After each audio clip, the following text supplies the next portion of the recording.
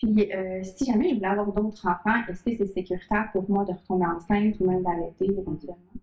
Donc, généralement, on déconseille aux patients qui ont déjà une dissection spontanée coronarienne de retomber enceinte. Parce qu'on sait que la dissection spontanée coronarienne a probablement un lien hormonal. Ça représente à peu près 50% des infarctus qui arrivent pendant la grossesse.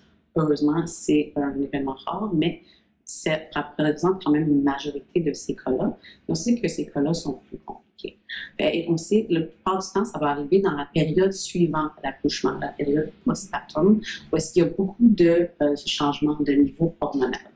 Pour ces raisons-là, on déconseille la grossesse chez les patients. On n'a pas beaucoup de données pour nous guider.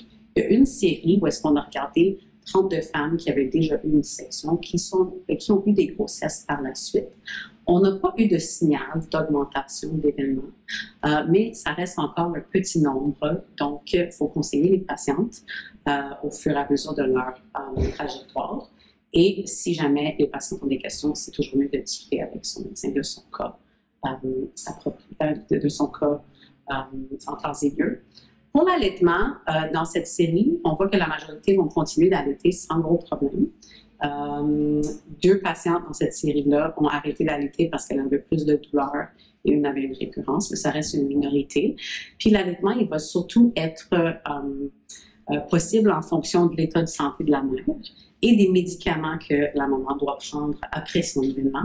L'aspirine et certains bêta-bloqueurs comme le métoprolol sont sécuritaires en allaitement, mais pour les autres médicaments, il y en a certains qu'on ne peut pas, quand on les prend, on ne peut pas allaiter.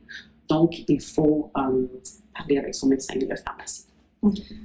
Je me demandais aussi, est-ce que les contraceptifs ou les thérapies hormonales, c'est sécuritaire aussi après le scan?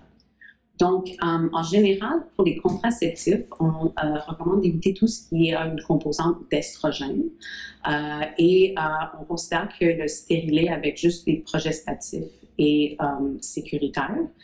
Et le stérilet de cuivre aussi, qui n'a pas d'hormones, serait sécuritaire. Il existe aussi des options plus permanentes, c'est ligature, vasectomie, tout dépendamment du désir de la patiente et de son conjoint.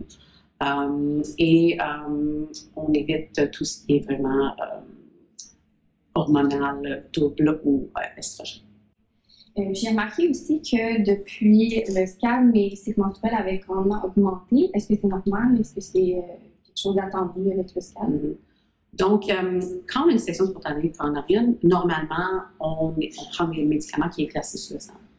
Ou l'aspirine seule, ou même l'aspirine des fois accompagnée d'un autre médicament qui éclaircit le sang lorsqu'on a eu une installation du cœur.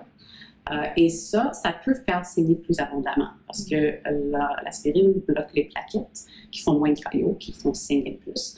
Fait que les femmes vont noter que leur saignement augmente. Généralement, le stérilet avec le progestatif est associé à moins de saignements. Fait que ça a une potentielle option pour diminuer les saignements. Des fois, on peut avoir recours à ce qu'on appelle une ablation de l'endomètre, ça calibre les endomètres chez les patientes qui n'ont pas de désir de grossesse. Ça reste dans les possibilités.